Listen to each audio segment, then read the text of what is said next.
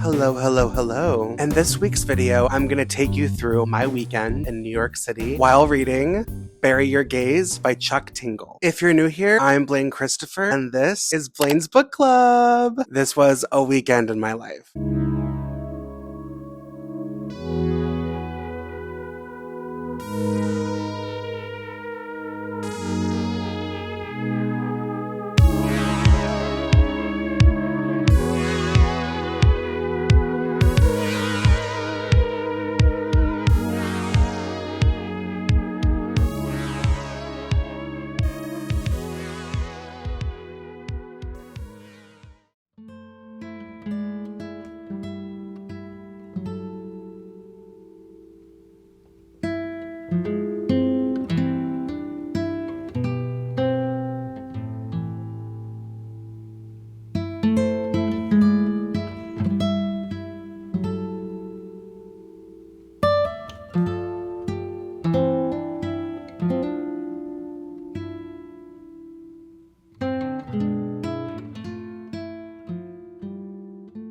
Good morning. I just woke up. I'm lying. It's 3 p.m. I did not just wake up. I've been doing some chores, mostly just being lazy. I showered and I'm clocking in to say hey. I read around 74 pages of Bury Your Gaze by Chuck Tingle last night before going to sleep. I will not be doing that again. This book is scary. I'm surprised actually by how scary it is. Misha, I think his name is. Yeah, Misha. Our main character, Misha, is a screenwriter in Hollywood. He's very well known as a queer he's known as a queer whore.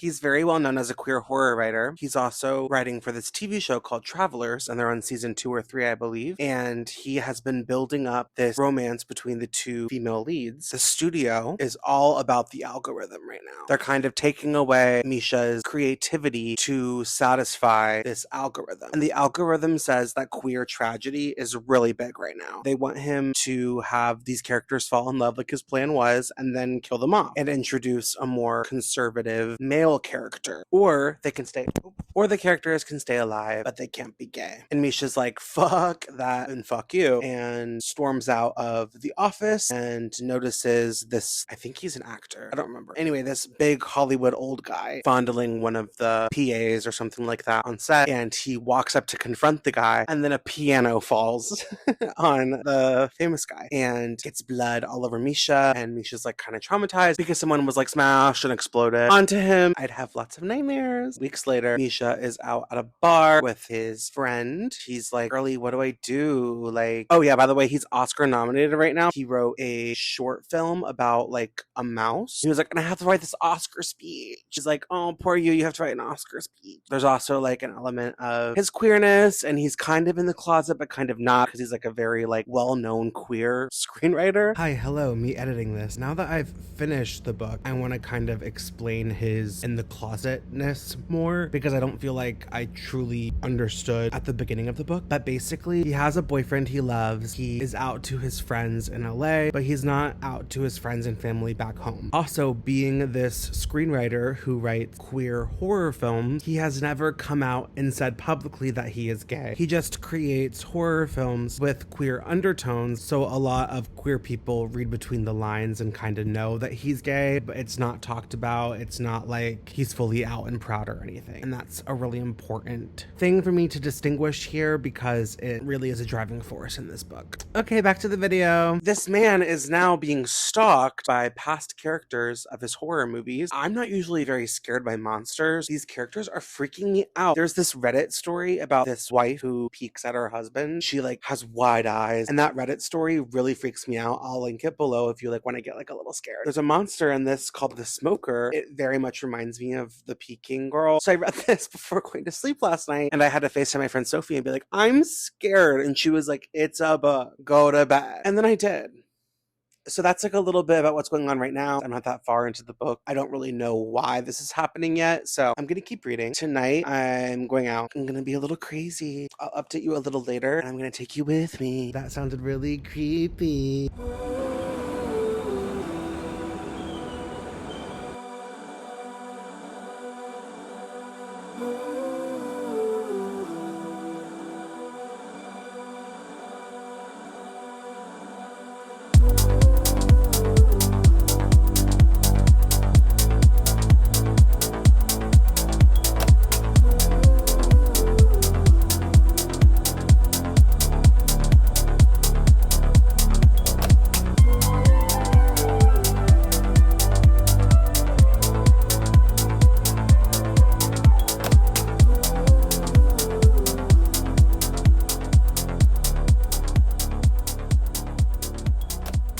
as I'm getting ready to go out, I thought it would be fun to talk about the monsters in this book. So not really a spoiler alert, because I'm not gonna like say why they're there or what they're doing, but I wanted to describe each of the monsters because I think they're scary and cool. So first up we have the smoker, and he is like this ghost-like presence, and he'll appear out of the darkness in clubs and bars and alleyways near clubs and bars, and he has really wide eyes with no eyelids, and he doesn't blink, and he has like a scraggly, scary voice, and he has a cigarette, and he's like, do you have a light to light the cigarette? And if you have a light, you are safe. But if you can't share a lighter with him to light the cigarette, I think you have like 5 days to live, and he's gonna pull out your bones while you're still alive, so you can feel him pulling out the bones and then grind your bones to dust and roll a cigarette with them. So that's fun. All of these monsters Misha wrote are based on different traumas he experienced in his life, and the book goes into those traumas. The way it's used as a storytelling technique is very gripping. It keeps you going through the book really quickly. Then there is Mrs. Y, or is it Miss Y?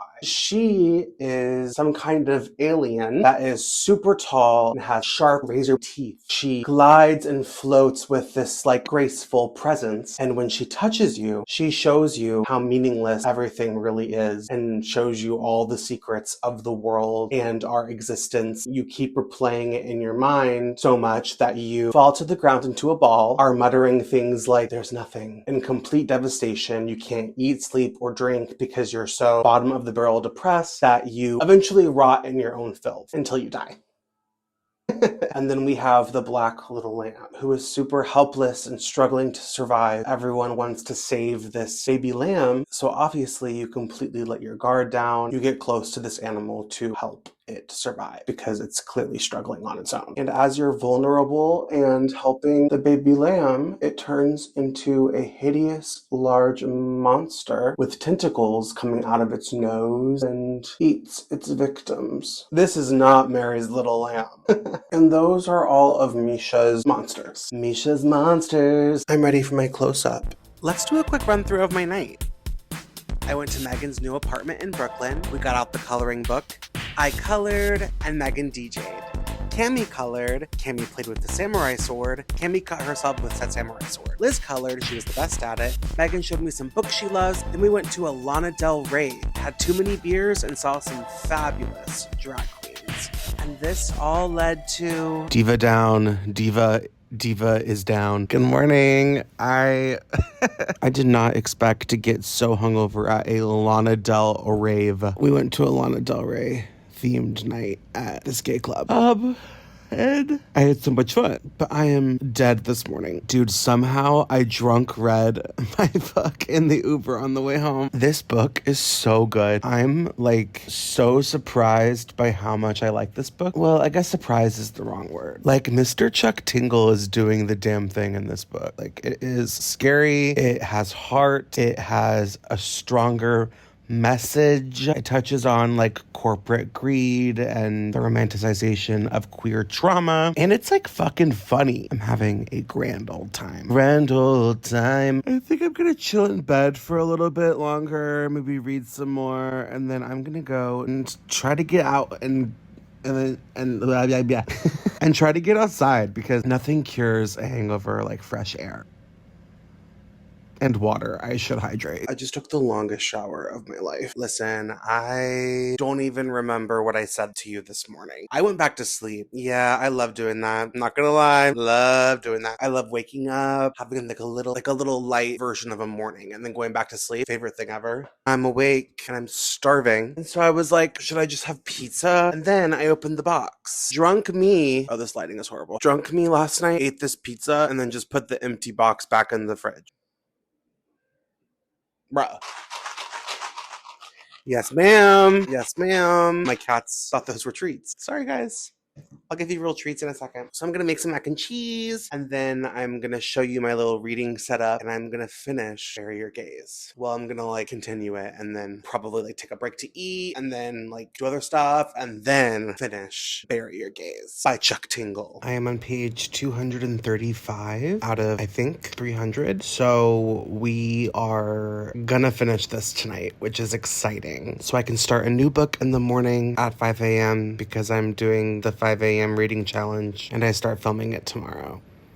Very excited about that. Anyway, when I'm reading from my bed, I like to have some kind of like ambiance, music, background stuff on YouTube playing from my computer. Like I like to have 90s chill lo-fi study music, lo-fi rain chill hot beats, lo-fi rain playlist going. You know what I mean? I like old jazz playing or even like nature sounds. I don't always like words with music, especially if I know the songs, because then the song will just get stuck in my head and I can't focus on the book. And the setup is pretty similar when I'm reading from my couch. I like lamps, overhead lighting is evil. I love this book. I was stalking Chuck Tingle's Instagram, and they're very goofy, as you can probably tell by their pen name, Chuck Tingle. They're very silly, and this book is so smart, and I love, love, love when people are funny and really intelligent. And he kind of has an Orville Peck thing going on where he's wearing a mask. So I'm like, am I crushing hard on Chuck Tingle?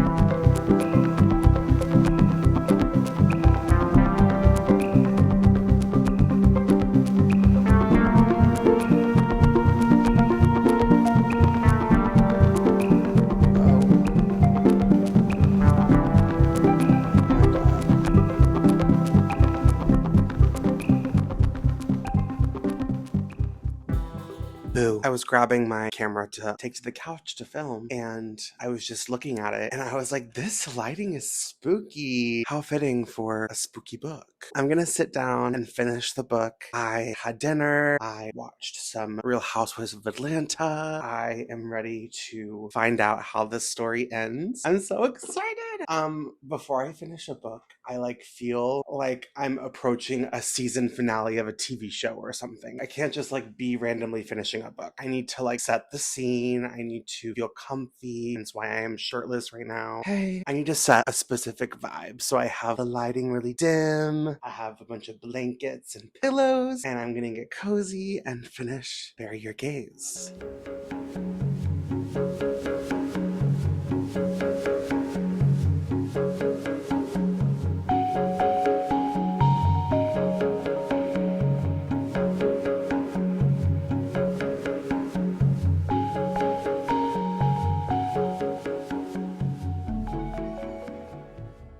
I finished the book and I'm going to bed, but I just wanted to check in and let you know that this is my new favorite book. Good night. Bury Your Gaze by Chuck Tingle, 5 stars. I live, I laugh, I love it. This book has horror. This book has gore. This book has sci-fi. This book has humor. This book has heart. You guys, I bought this book because the title and the author's name made me laugh, and it turns out to be one of my favorite books. Like, how fun is that? Bury Your Gaze is very poignant, fun word I never use, in the way it showcases queerness in a world run by the heteros. Whether or not this capitalistic world wants to support the girls and the gays depends on what's profitable, because the world revolves around money, and the repercussions of that is the true horror story. Not the monsters, not the gore. The real horror comes from greedy, greedy people who could care less about the human race. I mean, the story gets twisty. And one of my favorite things is that I didn't always expect it. You know, when you're reading a book and you read a scene towards the beginning and you're like, that's gonna be used for something later. Like, that's gonna be a big plot point. There were moments at the beginning of this book that I really didn't think twice about that were very big moments later on. And that could just be a personal Blaine thing, not like that's gonna happen to everybody. But that made my reading experience so much more enjoyable. I think a big reason this book is high up on my favorites list now is because it surprised me so much. In my personal reading experience, that's a big deal for me. I don't like when my brain figures out what is going to happen and then it happens. I want to think. I want to get cocky